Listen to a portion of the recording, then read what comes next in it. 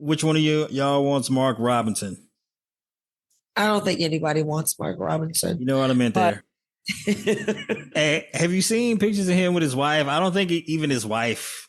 Oh, that picture where she's just like, blink twice if you need some help. She in the picture like. I think that was the first time that she heard that he pissed on her sister. So, hey, look, I don't know if he actually did that. Oh, have you not read any of the Mark Robinson messages from the message board? You ain't been on Nude Africa? Now, Mark. I have not signed up for Nude Africa, but I did try to, like, it's paywalled for one. But I did try to, like, take a peek at some of, like, the archived images of what the porn is. And like the porn, like his choice in porn is the most redeeming quality about this entire story. Like at least the porn's like, I could see how people watch this. It's not some super extraordinarily weird shit. Well, I don't know where. I worked at a porn company, so I'm not surprised by any porn. No, well, but I'm just saying, like, I don't know about like the transsexual porn shit he was watching, but like the Nude Africa shit is just like normal kind of. Not extremely. It's porn. Yeah, it's just regular kind of. Yeah, and it's got black people in it, which I guess considering his black that's always hit or miss. You never know. With the dude that's black, that's like, oh yeah, actually I want to be a Nazi. What kind of shit he's into? Watching this made me want to go Nazi on the internet. All right, so I'll take. So you can have Mark Robinson topic. Not the person. Mark Robinson. 1, 2, 3, 4. Hey, this is D Night. This is Carol. This is Ty. You're listening to the Pardon the Insurrection podcast, where if Trump does lose the election in November, I am happy to give credit to quote unquote the Jews. Yeah. Anyway, so what did I do now?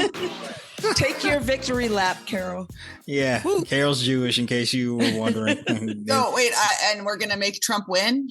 No, lose if he loses. Oh. Yeah, I like. Anyway, he was blaming. That's much better. Great. I'm sorry. I thought I'm used to being blamed. That's totally fair, because not too very long ago, Trump did make a comment in which it appears as though he was saying that if he lost, that he indeed was going to blame the Jews. We have that clip for you right here. If I don't win this election, and the Jewish people would really have a lot to do with that if that happens, because at 40%, that means 60% of the people are voting for the enemy. Yeah, that I just, nice. It wants to be a dictator on day one, and it's talking about putting or giving immigrants numbers, theoretically, like the type that the Nazis tattooed on Jewish prisoners during the Holocaust. Talking about if he's going to blame the Jews. Yeah, that's not a great move. Not the way you want to. Was he at an? Well, it is if you're Trump. What board was that? An APEC conference? Where was he? So yes, he was at some sort of conference. No, he was at a Jewish conference for anti-Semitism. Yes. Yeah. So at a conference about anti-Semitism, he was like, "If I lose, I'm blaming the Jews." PEC. But he also blamed the Jewish people for him losing in 2020. Side note, he has been now admitting he lost by a whisker. Yeah, at least he's like finally coming to grips. He says that was a joke. That was a figure of speech. He said it again, and he said it twice. And then he said he beat us from his basement. He was talking about Biden beating him from his basement. Yeah, which fair enough, he did. Admitting. Yeah, but that comment aside, like, if Biden can beat him from his basement, certainly he was going to beat him from the White House. But yes, Trump's saying weird anti-Semitic shit while also having anti-Semitic comments about how you're not Jewish enough if you don't support Israel, something along and you need to have your head examined. Yeah, but to make those comments at a conference hosted by the Jewish community in which they're supposedly fighting anti-Semitism is buck wild. Also, side tangent here, like just anytime I hear people refer to Jewish people as, quote, the Jews, I immediately think Nazi. I completely agree with you on that, D. And that's why, like, when I'm like posting or whatever, I make a point to say Jewish people, not Jews, Same. because I feel like it's a slur. It just like maybe feels it's gross. just me, but I feel like saying, "Oh, the Jews." It like ain't I just feel you. like it's a slur. Let me tell you how, like, I like to say I'm a Jewess, You are Well, that- allowed to. well, that just sounds Jewess. hot. but I don't call it the Jews. and I mean, sorry for sexualizing your heritage there. No, but like I'll tell you the we're hot. parallel where you can completely understand it. It's like when you hear someone refer to black people as the blacks. The blacks. Yeah.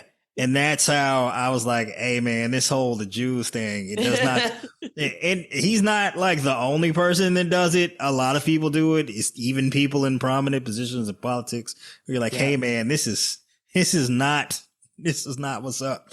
No, but that's not cool, bro. So we're recording this on Wednesday evening, and as you might be aware, there's breaking news. Eric Adams indicted by the feds. It seemingly for bribery. We don't actually have the charges unsealed. Eric Adams, the future former mayor of New York City. Yeah, that's a good one, Kara. You nailed that. So the future former mayor of New York City under indictment following a federal investigation into corruption surrounding his actions and people in his vicinity, and possibly surrounding the contribution illegally of foreign donations to his campaign, presumably from Turkey, but there could be a number of other countries involved. We're not entirely sure. Also, what in the terms fuck of did Turkey look at? Eric Adams is like, yeah, that's our dude. hey, you say that. You say that, but like in terms of like the Turkish presence in New York, I mean, we do have Turkish American immigrants and like that. Okay, that's true. And and then he's supposedly had some relationship with the Turkish government where he was looking into having like the codes inspections for the new Turkish embassy expedited in a way that typically has never been done before. Also, like I think they were paying him not just in terms of money to his campaign, but like perks. Crypto. Just weird shit like upgrading his ticket on like Turkish Airlines and shit. Like I don't know, it like some stuff where you like, hey man, this is actually probably He a did it terrible for way an to airline ticket. I Like I mean, can't. You say that, but like the dude that shot young Dolph here in Tennessee only got $400 or $800. For get out. No kid. Well, so presumably he was supposed to get a cut. I like young Dolph. Yeah, rest in peace. But presumably he was supposed to be getting somewhere around 40,000. Ended up only getting 800, so he got stiffed on the murder. I don't mean to laugh at that because, like, respect young Dolph. I mean, my guy was holding it down. Ridiculous. And it was it's ridiculous. Like, it's extraordinarily sad, the details of it, but it's also ridiculous because my guy was he was in Memphis, in town, to do his, annual turkey giveaway. And then one of the details in like the trial is like the hitters knew he was in town specifically because of that. So they're like, yeah, we know we'll run into him sometime this week at the very least. And then they caught him going into the cookie store. It's ridiculous. It's hard. The details are heartbreaking. So fucking. Yeah. But the $800 thing is just, that is if you could isolate the sad part of it from the $800, it's just kind of funny. Look, and I don't know how to talk about this. Anyway, it's extraordinarily funny that there's this song called The unsaid parts of the tragedy are funny. That's what you're saying. Thanks. I got away with words. I'm gonna get slayed by young Dolph fans. But no, may he rest in. Well, am I supposed to say peace or power? Yeah, either or, it's all good. But there's a song by Travis Scott featuring Drake where in like the During the prelude. beef that Young Dolph had. Nah, this is from a few years ago. It's not related to the beef at all, other than the lyrics are funny. So in the prelude, basically to the song, like the introduction or whatever, because it switches. Drake is singing about how his dog will do it for Louis Belt, as in like he will execute a hit on one of the foes for a mere Louis Belt. Yeah, it's like because he don't know nothing else. We need to do better. Yeah, we need to do better. And when it happened, when I saw how much the dude got, I was like, damn, it's ridiculous. Because that's about what a Louis belt might cost. Yeah, that's what I was saying. I was like, damn, it's ridiculous. As I thought these lyrics were when this song dropped. I was like, actually, Drake might have been onto something. Right. Anyway, so back to Eric Adams here. He's fucked. I entirely expect the feds to offer him some kind of plea deal for, again, we don't know what the charges are. We don't know how many. Yeah, we don't know what he'll be charged with specifically. We don't know how many counts, but I expect they probably have more on him than just taking a single instance of a bribe from Turkey. And I would imagine over the course of the next couple of months, they'll probably offer him some kind of plea deal. Oh, for sure. Yeah, that involves him stepping down from his position as mayor, cooperating with the feds into any other corruption that his campaign and his administration might be a part of. And so we might be seeing a few heads rolling up here in New York City politics. Fingers crossed, like get all these fuckers out of here. Like I know, presumably we're supposed to be the pro-Democrat podcast, right? We're biased for the Democrat. No, I'm like, get all the criminals and corrupt officials out of here. It's not a Democrat anyway, though. Sorry. Like I said that before in the primaries. I will co-sign that, Carol. Fair enough. Agree. Eric Adams, Democrat name only. Get him out of the paint. Get him out of politics. New York, y'all fucked up. Maya Wiley was right there. Y'all had every opportunity to do the right thing. But y'all, I kept telling they had you. one job. The fuck? No one listens to me just because you don't know who I am and like. You didn't fill out enough postcards. You should have filled out more postcards to Maya Wiley. Yeah. Specifically to her. Dear Maya. I'm no, still thinking for about her. Not to her. For her campaign. You goofball, you. But yeah, so we'll probably have more on that next week, given the revelation of more details that we expect to come, probably before you even hear this podcast. But also, Mark Cuban took a moment to basically roast Trump and that was so good. Prop up Kamala Harris on MSNBC. It was worth the watch. I think what a lot of business people don't get, I look at the Harris campaign as a company and Kamala as the CEO, right? She's had, 45 days, 60 days to build an entire organization. And you look at the results. She went from negative favorability ratings. She went from recognition being relatively low. She went from being way behind in every single poll you looked at. And now look where she's at. Worst case, she's tied. And in many cases, she's ahead.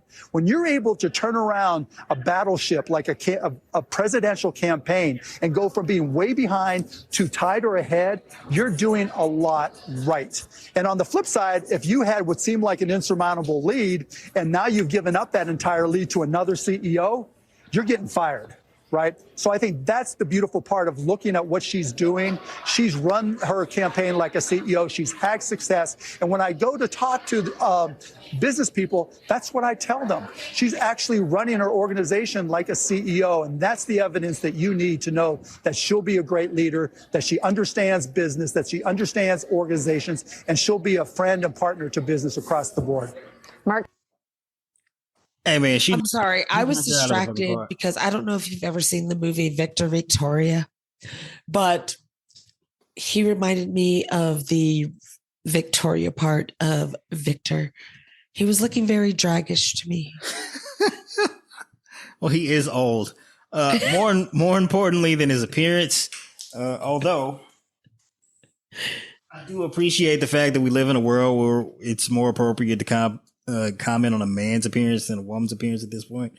I like that shift in subverting stereotypical behavior, especially on this podcast. No, but like in terms of his comments, he knocked it out of the park there. What Harris has managed to do over the course of just a couple of months here, being handed a presidential campaign, basically, well, not technically handed, but being thrust into a position where she was contending to lead the party out of fucking nowhere.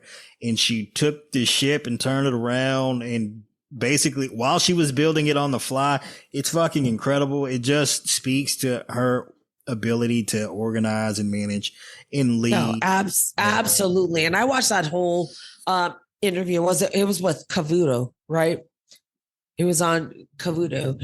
And then when he was talking about, he was like, when you ask Trump about his policies or things he says, he's like, he doesn't have a clear, like he can't explain how he's going to do that. He was like, he leaves it up to the campaign to describe it for him. He was like, with Kamala, you know, what she says is what it is. Like nobody has to explain anything for her. She explains it herself. And that's the fucking difference. Yeah. I mean, I don't think there's much else to say.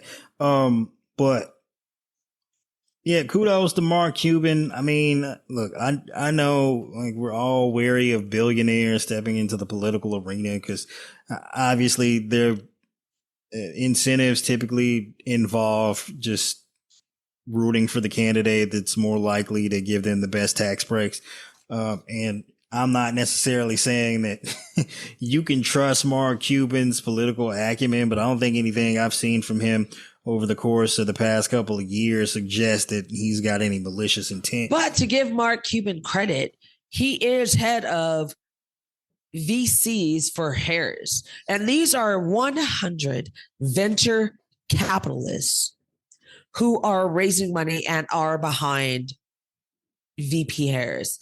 So you can't scream she's a communist when you got fucking VC people like who have every, you know, inclination to be behind the Republican Party and Trump, who wants to give them all the tax breaks in the world, et cetera, et cetera. Yeah. But that you've got 100 VCs, the fucking founder of LinkedIn, Mark Cuban, et cetera, behind her. That is a reason to give pause. And that says a lot. On the flip side, now a lot of people will also look at this like, at least in terms of like being the super far lefties. They're like, hey, if venture capitalists and like, you know, the Cheneys of the world. I don't support this. I'm just saying they'll be like, well, if Dick Cheney is supporting Kamala Harris, it's probably bad. When, you know, these are people like just thinking and commenting without context. They're looking for any and every fucking reason. So for them, go fuck yourself. Like I have no fucking, I give them no credence. I give them no motherfucking like standing on anything that they're saying because they're waiting for anything to say against her rather than looking at what it is. So fuck them. Fuck them all. Totally fair. All right, so beyond Eric Adams and Trump blaming the Jews and, you know, even supposed billionaires who you would imagine supposedly would lean toward fiscal conservatism, supporting Kamala Harris and singing her praises. There's a lot of just extraordinarily strange stuff going on in the news here. I mean, obviously you're familiar with the entire Diddy episode since we did a whole podcast. I thought we were going to be calling him Sean the Rapist Combs. No, actually, I believe alleged rapist. Oh, okay, yes. Yeah. Sex trafficker. We don't want to get sued, Carol. We have no money. Yes, thank you for saving us from Bad Boy Entertainment lawsuit. But no, allegedly his nickname is now the Diddler. Oh dear, he's like a bad allegedly. It's not alleged. It's true that people are calling him that. All right, his new nickname's been recently appointed and is the Diddler, like some kind of Batman villain. It's P. extraordinarily strange. Diddler. Oh, The Jay. P Diddler. But Diddy's not the only one engaging in strange behavior. A lot of it also applies to numerous Republicans and media members for that matter. And Ty, I'll let you take that away. All right. So we are going with the blackest Nazi ever. North Carolina Lieutenant Governor Mark Robinson threatened legal action against CNN Monday, characterizing the report alleging online behavior that threatens the existence of his campaign as salacious false lies. CNN unveiled a series of lewd and inflammatory comments that Robinson reportedly made on a porn messaging forum, including calling himself a black Nazi. That report was followed by an avalanche of staff resignations. Robinson's alleged online rhetoric, which included support for slavery, boasts about peeping on women showering, and often extremely graphic content that have created exceedingly negative press for both his campaign and for Trump, who called him MLK on steroids. Sorry. Oh dear. That was Okay. incredibly funny that he referred to it. It's just like, Do you like my newscaster voice? Yes, very No, good. yes, I couldn't tell you're- you were reading at all. yeah, It's more your, like your customer service. MLK on bath salts. Yeah, that's probably a little more accurate. Yeah. But no, yes, Ty, your customer service voice is impeccable. So Mark Robinson got caught up in the scandal where, a decade before he entered politics, he was doing weird shit on the internet, which, I mean, not surprisingly, is extraordinarily common just for I mean, it's the dudes. internet. Yeah, a lot of dudes out here doing weird shit on the internet. But some of my this, ex-husband, shout out to you. so some of this, I don't know how familiar you are if you're listening to this with some of the comments that he was making there. Like, if you think of all of the behavior that Mark Robinson has engaged in public with all of these clips floating around of him saying insane shit about women and gay people and trans people and all of this nonsense, the comments on this forum were far more inflammatory than that. So first of all, like, he was suggesting that slavery should be brought back and that he would buy a few. I mean, and for obvious Well, reasons. he knows he's black, right? Yeah, see, that's the irony there, like the lack of self-awareness and not realizing that he would be the slave. So yeah, that's noteworthy. Also describing himself as a black Nazi, which is just, I don't even know how you do the math on that. Like the only thing more extremely ridiculous than a black Nazi in terms of like how unrealistic the even possibility of that was. No, Stephen Miller. I, Okay, he you took know, that prize. unfortunately for the Jewish community, there were a number of Confederates in the Jewish community that cooperated with the Nazis. Although you could say a lot of that may have been done under duress. Anyway, I mean, I think a lot of tyrannical societies are able to push people into horrible places. They wouldn't. I mean. Yeah, absolutely. That's totally different though than this, where dude is like volunteering to sign up to be a neo-Nazi. No, I was defending the Jews. Yeah, He's volunteering to sign up to be a slave owner and a Nazi. I think, but in terms of how ridiculous that is, the only thing that could be more absurd is like a black KKK member. It feels like Dave Chappelle. Hey, have you not heard of Clayton Bigsby? Yes. Yeah, Dave Chappelle.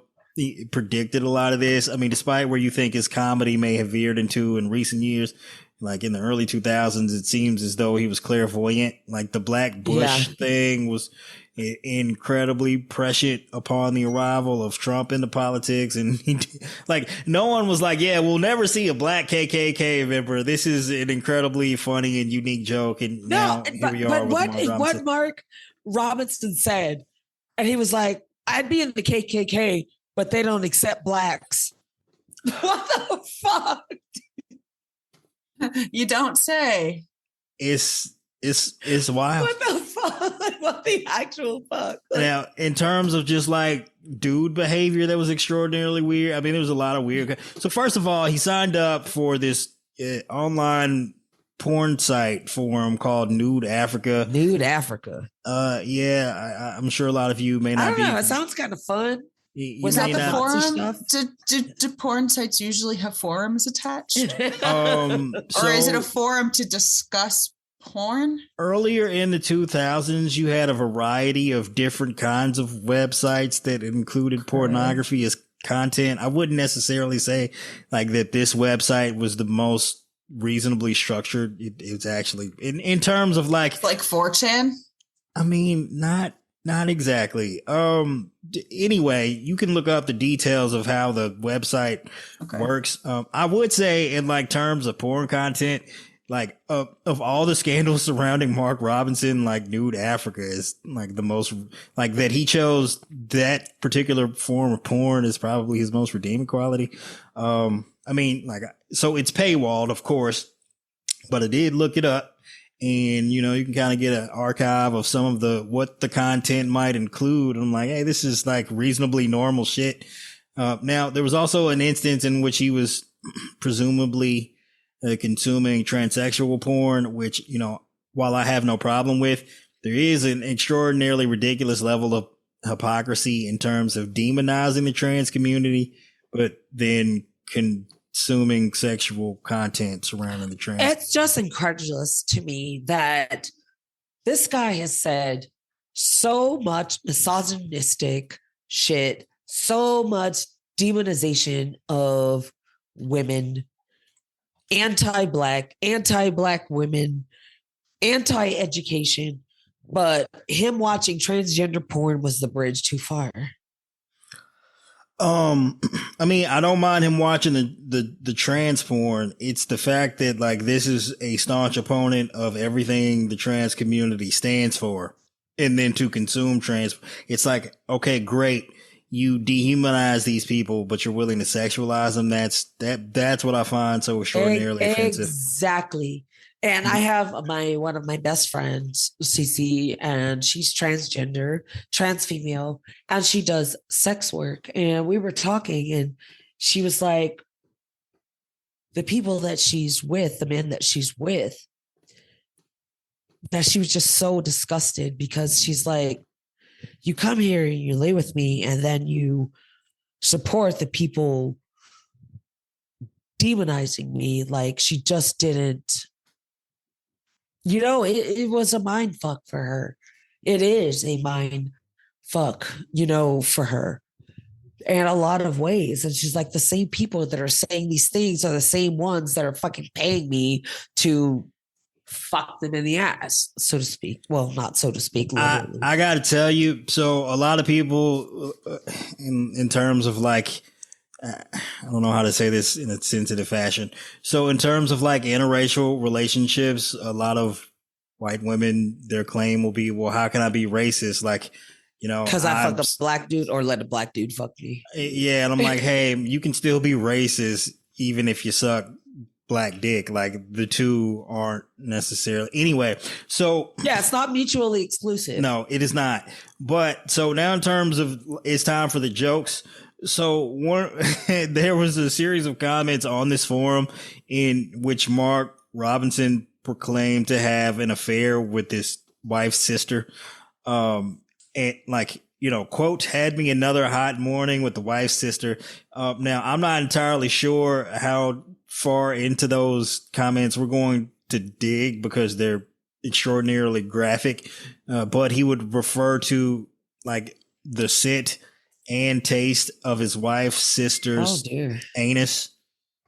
Oh dear, I didn't know that part. Why would people talk about that at all with their friends? Who is he even telling this to?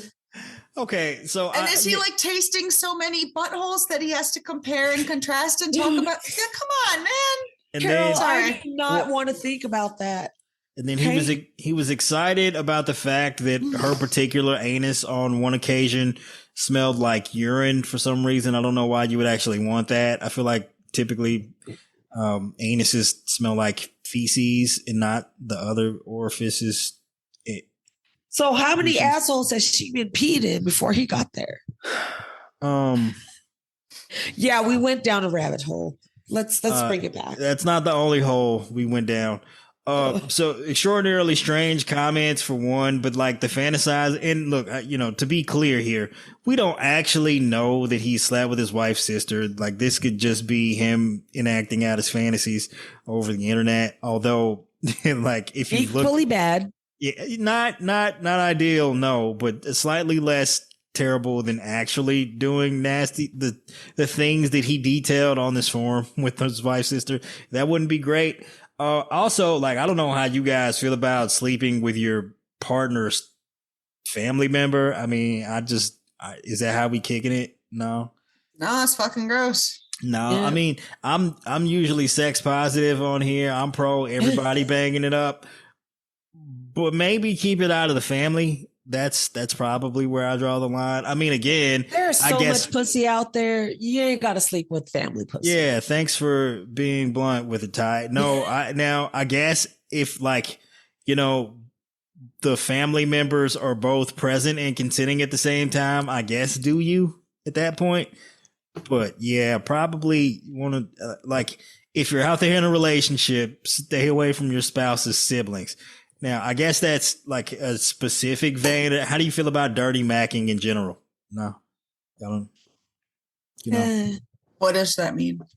It is when you engage in sexual activities with the partner of someone that you are familiar with or friends or associates with. If it's all consensual, like if they're in some like polyamorous shit or everybody's consenting to that, I mind my own motherfucking business. Well, I assume the dirty macking implies that the person which their partner is engaging in sexual activity with you, they're unaware of that. Yeah, that's true. Yeah, hence the term dirty. Yeah, I'm not like a huge fan of so anyone that I'm friends with, typically I'm not going to try and sleep with their romantic partner. Like I'm just like I'm a little. You meant while they were still dating. No. But the term. I know what I'm not questioning what you said. While they're still engaged in some kind of relationship. Okay. But typically speaking, like even as exes, like I don't want my friends' ex. No. Like if I'm going to engage in some kind of sexual activity with someone's romantic partner, is going to be either someone I don't know or someone I hate. Like Clay Travis. I'm looking at your wife. She's looking very dissatisfied here lately. I'm gonna be taking shots at her pretty soon. She lives here in Nashville. I've already knocked his high school sweetheart off the list. I was a hoe back in the day. That might be too much information. But I'm married now. No, I mean, I get it. Anyway, yeah, no, I reserve the dirty macking for people I don't like. Like if it's someone who just happened that I like and they like me and they just happen to be in a relation, I'm like, oh, well, anyway. So yeah, Mark Robinson's a weirdo. Like this event is tanking his campaign. Republicans are pulling their support. Although like, to be fair, Trump isn't truly distancing himself from Mark Robinson. He's just not being extraordinarily vocally supportive. And then, of course, JD Vance chimes in and like his comments are just absolutely ridiculous regarding the matter. A sex scandal in North Carolina is between the lieutenant governor and the people of North Carolina. They're going to make their decision and we support them. Well, whether or not Kamala Harris works at McDonald's is between her and the company. Oh my God. No, I mean, it's just, look, a scandal in which a guy your boss has endorsed that is like destroying the campaign and dragging you down with it. And the only comment you can give is a sex scandal is between the lieutenant governor and the voters is fucking wild. I mean, that's just, I don't know who coaches this guy to answer these questions? Like, it eventually someone somewhere in the media is going to ask you about this, and that's the best you can do. It's bananas. And you can see why, Trump's campaign has been failing like true social stock. A dumpster fire. Yes. Ever since he chose JD Vance as his running mate.